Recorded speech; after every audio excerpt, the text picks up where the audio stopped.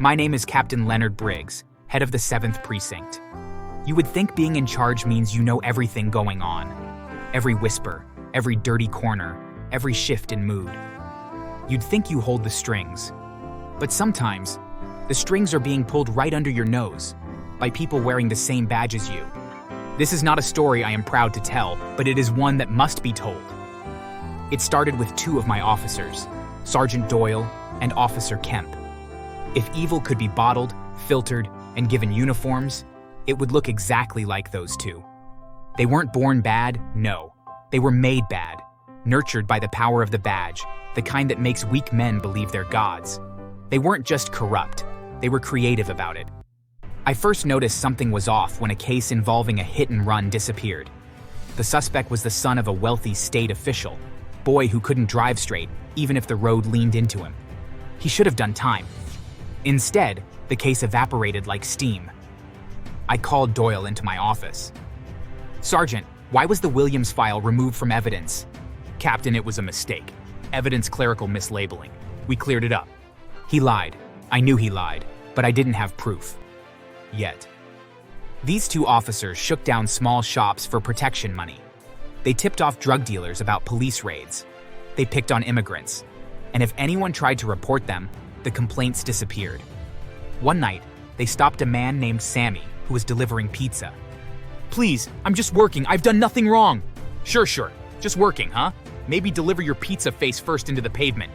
They shoved him down, laughing as he cried and tried to explain in broken English that he was innocent. But even this cruelty wasn't the worst of it. One night, Doyle and Kemp pulled over a small car for a busted taillight. In it was a man with dwarfism, barely reaching over the wheel. "Sir, you sure you're old enough to drive that thing? Looks like a toy." Doyle leaned against the hood, grinning like cruelty was oxygen. "Hey, stand next to the car. I want to see which one's taller." I'm just trying to get home, please." "Oh, please, sir, I'm just a little guy." Doyle pulled out his phone to record, pushing the man to stand against the patrol car like he was some circus act. The man's hands shook. He wasn't resisting. He was just embarrassed, hurt, human. They let him go without a ticket, but not without taking his dignity first. And they laughed the whole time. Another time, there was an incident involving a homeless man named Arthur. Everyone knew him. He slept behind the church, cleaned car windows for spare change, and helped the nuns carry boxes. Gentle, harmless, loved. One night, a rich troublemaker named Harlan Pierce beat a store clerk almost to death. The security cameras caught everything. His face, his fists, no doubt. But Harlan's father had money. And money talks louder than truth. By morning, the video was gone. The cameras malfunctioned. The files disappeared. And the case quietly changed direction. Instead of arresting Harlan, Doyle and Kemp dragged a homeless man named Arthur off the street and charged him as the attacker. Arthur didn't fight back. He didn't even understand what was happening. I didn't find out until he was already behind bars, scared and confused, asking one question over and over. "Why are they doing this to me?" Arthur was homeless, but he was not alone. He was kind. He helped people. He cleaned up around the church. He shared food when he had nothing. And the Iron Serpents Biker Club loved him. They drank with him. They laughed with him. They protected him.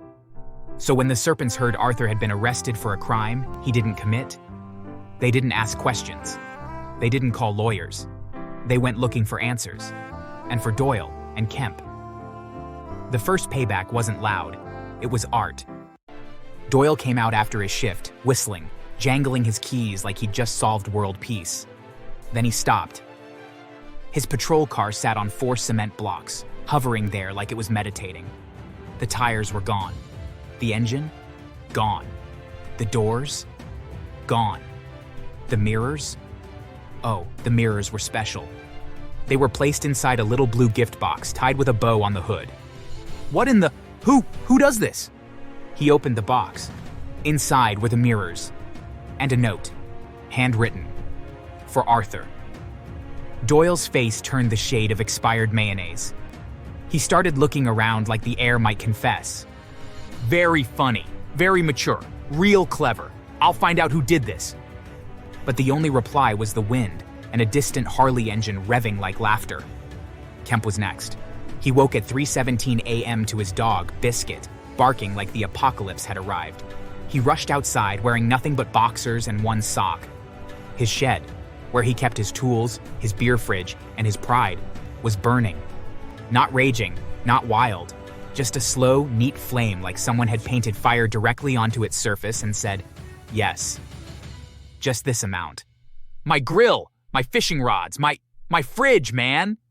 His neighbor peeked out from behind the blinds. Kemp saw her. She saw him. She slowly lowered the blinds again. The fire department didn't even need to come. The flames burned out on their own. A controlled whisper of destruction. And on the ground, left a note. Arthur says hi. Kemp didn't sleep that night. Then things escalated. One morning, Kemp simply didn't show up for roll call. I called. No answer. I called again. Nothing. 3 hours later, we found his squad car parked behind an old warehouse near the river. But no Kemp, at least, not in the seat. He was in the trunk, duct taped from chest to ankle, hands trembling, eyes red, bruised, starved, and with heavy metal blasting so loud, the trunk was vibrating. We opened the trunk and the music nearly blew my eyebrows off. Turn it off! Turn it off! For the love of turn it off! We peeled the tape from his mouth. He didn't even yell. He just whispered, They know everything. They recorded everything. Doyle, me, every deal, every bribe, every arrest we faked, it's over. He wasn't afraid of the law. He was afraid of them. Later that day, a small padded envelope was left on my desk. No stamp, no address. Inside was a USB drive. No ransom, no demands. Just a sticky note. We are giving you truth. Do what you should have done. Doyle tried to run. He packed a bag, dyed his hair, borrowed his cousin's sedan that smelled like old ham, and headed towards state lines. But the serpents saw everything. They caught him outside a nightclub, crowded place, music blasting, people laughing. Nobody noticed when two large men guided Doyle into a van like he was just too drunk to walk. They didn't kill him. They educated him. They chained him in an abandoned silo, blindfolded him, starved him just enough to make his stomach scream, and then played recordings of every victim's story on repeat. The mother who never got justice, the immigrant who still had nightmares. Arthur's voice, soft, hurt. I thought the police were supposed to help people. For 4 days, the only light he saw was regret. When they released him, he didn't run anymore. He walked straight into my precinct lobby. Clothes filthy, hair matted, eyes hollow like something inside him had moved out. He fell to his knees in front of my desk. Captain, I did everything they said. Please just put me in a cell. Just put me somewhere safe. I had never seen a man punished into truth, but that's exactly what happened. The courtroom was silent when Judge Mallory read the verdict. Sergeant Doyle, Officer Kemp, you disgraced the badge. You exploited the powerless. You sold justice. The law you swore to uphold now binds you. Doyle sobbed openly. Kemp stared at the floor like it could swallow him. You are hereby sentenced to 18 years in state correctional custody. May this sentence remind you of the weight of the lives you ruined. They were led away in cuffs. No one clapped. But no one cried for them either. They were placed in general population, which meant they walked right into the arms of Clay. Clay had once been framed by Doyle and Kemp for drugs he never possessed. He approached slowly in the cafeteria. Well, look who finally came to join the party. Clay, please, Clay raised his hand. Silence. Even guards watched.